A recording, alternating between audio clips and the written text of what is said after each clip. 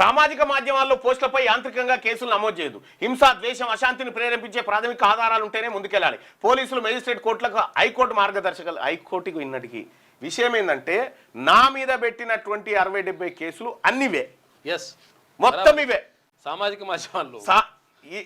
ఈయనకు సంబంధమే ఉండదు. ఈయన నా మీద కేసు పెడతాడు, ఎస్ఐ గారో సిఐఓ ఎఫ్ఐఆర్ రాస్తాడు, నీ మీద కేసు అయిందని చెప్తాడు. అట్లా నిన్న హైకోర్టు తిట్టింది. జైలు బిల్లు అసలు బాధితుడు గానోడు కేసు పెడితే మీరెట్లా పెట్టుకున్నారు? ప్రాథమిక ఆధారాలు లేకుండా ఒక రాజకీయ ప్రేరేపిత వ్యాఖ్యకి మీరెట్లా చేస్తారు అని చెప్పి తిట్టింది. మార్గదర్శకాలు కూడా ఇచ్చింది. సో ఇది అత్యంత ఇంపార్టెంట్, కీలకం. అది పోలీసులు, మేజిస్ట్రేట్ కోర్టులకు హైకోర్టు మార్గదర్శకాలు జారీ.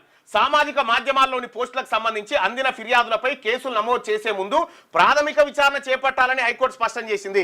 కేవలం విమర్శనాత్మక అంశాలను సామాజిక మాధ్యమాల్లో పోస్టు చేశారన్న కారణంగా క్రిమినల్ చర్యలు కొనసాగించడానికి వీల్లేదని తెలిపింది. అది సామాజిక మాధ్యమాల్లో విమర్శిస్తే కేసులు పెట్టడానికి వీల్లేదని చెప్పింది.